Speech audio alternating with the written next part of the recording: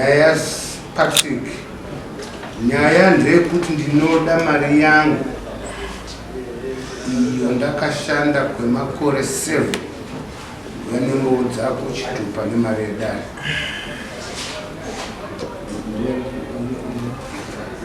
Rupande Oliver ndiye asina kuya.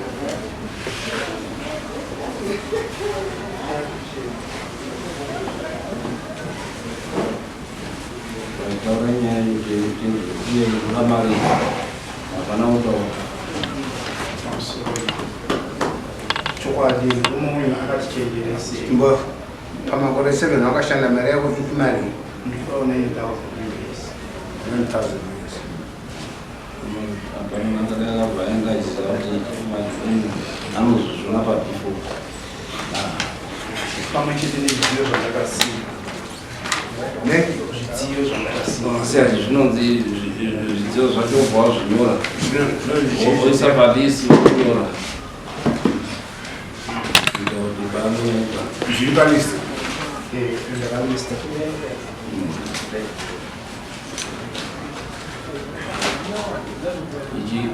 Grazie a mountain bike. $100. In return for that my passport, I say my space $80. Spares. My space. Passport no cost 100. My spares don't cost $80. The office down to the bus, $16.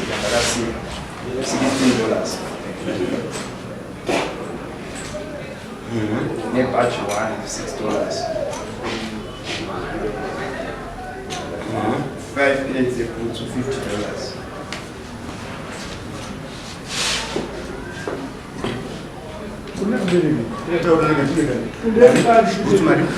$5 minutes they put to $50. 2 bits they try $60.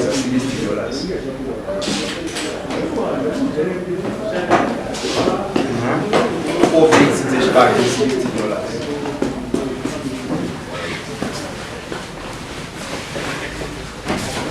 Maybe for Vex $60.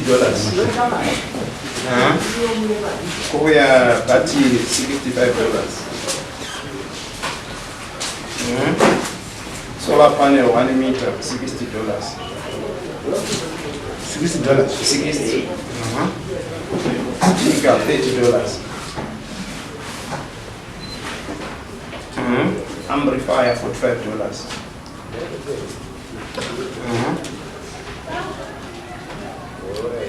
Pushing tray $35.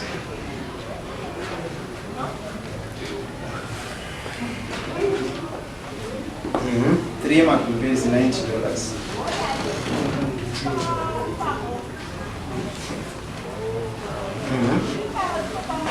Kuzoyamba chadzewana kuti mumabhegi chadzikuti dzakawanda pekadi takangosiyiwawo zvakadaro kudowa $40 chete.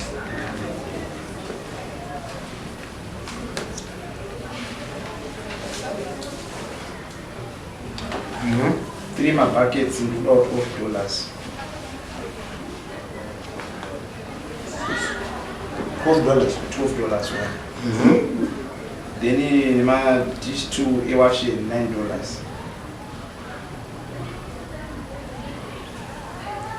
$9. 4 mapoto $36.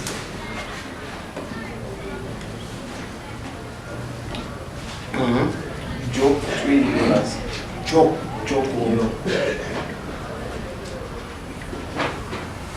$20. 3 matemo andakasiya $15.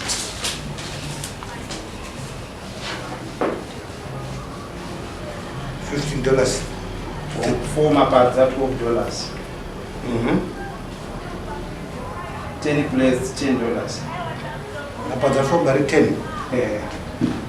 Plates 10 plates $10. 8 twin spoon $4.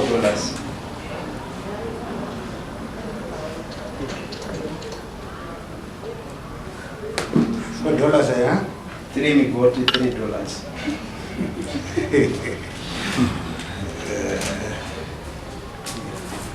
Right. dare ndinoda kuti mundibatsiro tichitaura nyaya pasitende apa because ndakasiya imba zvamukicheni yandakavaka siya zvidziyo zvedimba pamwe chete nemugodi netoilet ndiwo wakagadzirisa ndii ndakavaka because akakanga akandipromisa munda saka vaazochinjinura kuti ayo handichakupi munda ndafunga kukubhadhara saka imba iyi yakabva atoipisa chichinangwa chekuti mari yacho imari zvese imba mugodi netoilet zvese izvi mugodi ndakashandisa $300 kucheresa imba yakaita 250 kuvakisa toilet yakaita 150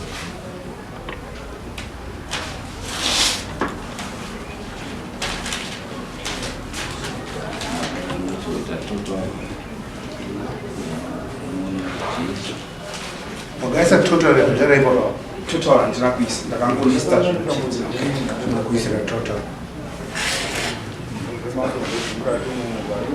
saka iwe kutaura zvemugodi nepane toilet zvese zvawakashanda nemakwazvo zvandakashanda nemakwazvo ko 90,000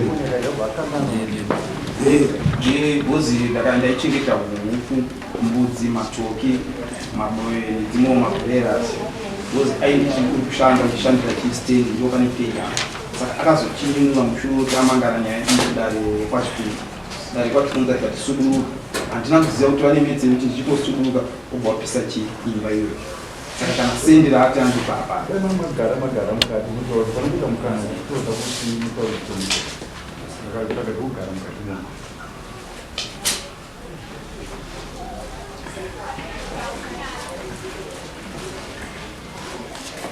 akabva sei vangodzima hatina kuwirirana kubva kwatakaita ndakadzingwa nedare rekwachikunza ndakati tisvogereka ipopa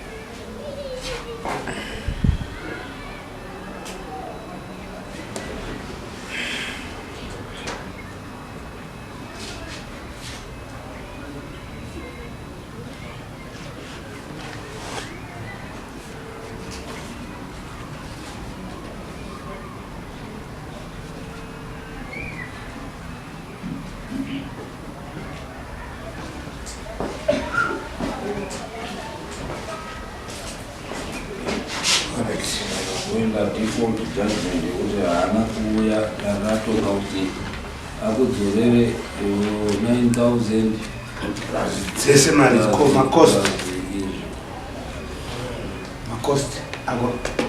macost ndokuya ekuna dola kuenda dola kuzobhadhara $103 musi wekumangara ndakashandisa $3 svondo rapera ndikashandisa $3 nyaya yazopinda mudare ndadzoka asi zvakare ndishandisa $3 saka 9 plus masamon $35 plus 10 ita 45 plus 9 45 plus 9 which means $54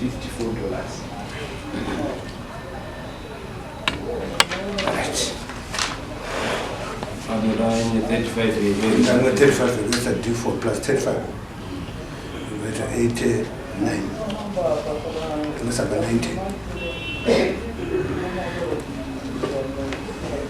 saka pachadiwa kuti 35 ikuendesa D4 kuti andoone matongero atamaita nezvouri kuda nenguva yaanofanira kuti azvibhadhara izvo kana akasabhadhara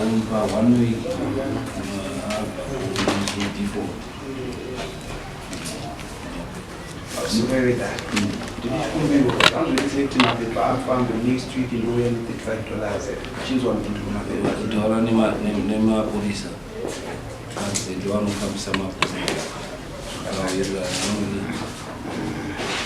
tinosanganisa ndiandiroga madondo nemadondo taura namadondo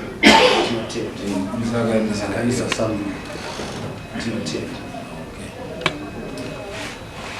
next